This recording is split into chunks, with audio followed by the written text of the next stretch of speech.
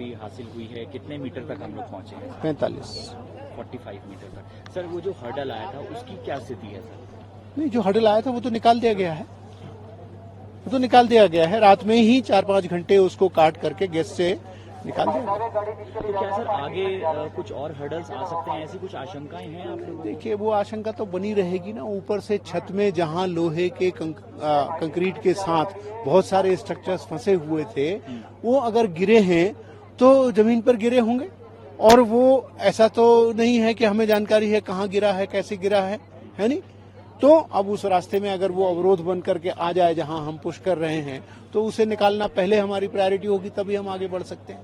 Sir एक सवाल ये है कि कुछ देर पहले आपसे जब हमारी बातचीत हुई थी तो आपने बोला था 12 से 15 घंटे, तो ये असेसमेंट क्या है सर, कैसे कैसे 12 से 15 घंटे लगे? 12 से 15 घंटे का सिंपल अनुमान है कि मैं 4 घंटे लगाता हूँ 6 मीटर की एक पाइप पुश करने में।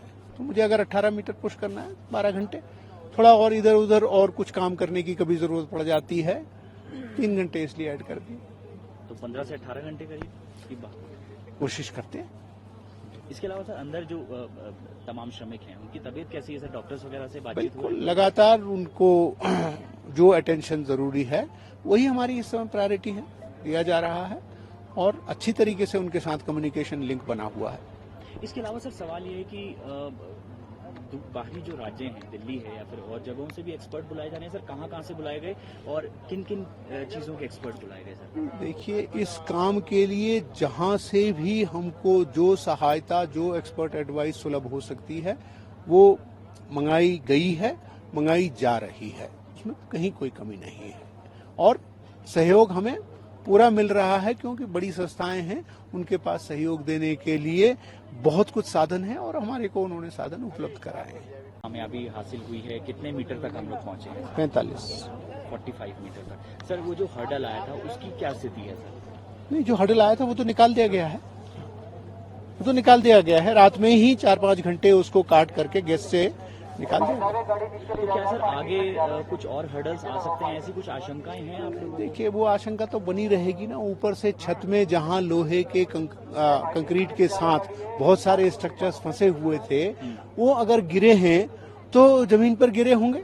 और वो ऐसा तो नहीं है कि हमें जानकारी है कहाँ गिरा है, कैसे गिरा है नहीं। तो अब उस रास्ते में अगर वो अवरोध बन करके आ जाए जहां हम पुश कर रहे हैं, तो उसे निकालना पहले हमारी प्रायोरिटी होगी, तभी हम आगे बढ़ सकते हैं। सर एक सवाल ये है कि कुछ देर पहले आपसे जब हमारी बातचीत हुई थी तो आपने बोला था 12 से 15 घंटे, तो ये असेसमेंट क्या है सर, कैसे कैसे 12 से 15 घंटे लगे? 12 से 15 घंटे का सिंपल अनुमान है कि मैं 4 घंटे लगाता हूँ 6 मीटर की एक पाइप पुश करने में। तो मुझे अगर 18 मीटर पुश करना है 12 घंटे, थोड़ा और इधर उधर और कुछ काम करने की कभी जरूरत पड़ जाती है, 3 घंटे इसलिए ऐड कर दिए। तो 15 से 18 घंटे करीब की बात कोशिश करते हैं। इसके अलावा सर अंदर जो तमाम श्रमिक हैं उनकी तबीयत कैसी है सर? डॉक्टर्स वगैरह से बातचीत हुई? बिल्कुल, लगातार उनको जो अटेंशन जरूरी है वही हमारी इस समय प्रायोरिटी है, दिया जा रहा है। और अच्छी तरीके से उनके साथ कम्युनिकेशन लिंक बना हुआ है। इसके अलावा सर सवाल ये है कि बाहरी जो राज्य हैं, दिल्ली है या फिर और जगहों से भी एक्सपर्ट बुलाए जा रहे हैं सर, कहाँ कहाँ से बुलाए गए और किन किन चीजों के एक्सपर्ट बुलाए गए सर? देखिए, इस काम के लिए जहां से भी हमको जो सहायता, जो एक्सपर्ट एडवाइस सुलभ हो सकती है, वो मंगाई गई है, मंगाई जा रही है। उसमें कहीं कोई कमी नहीं है। और सहयोग हमें पूरा मिल रहा है, क्योंकि बड़ी संस्थाएं हैं, उनके पास सहयोग देने के लिए बहुत कुछ साधन है और हमारे को उन्होंने साधन उपलब्ध कराए हैं।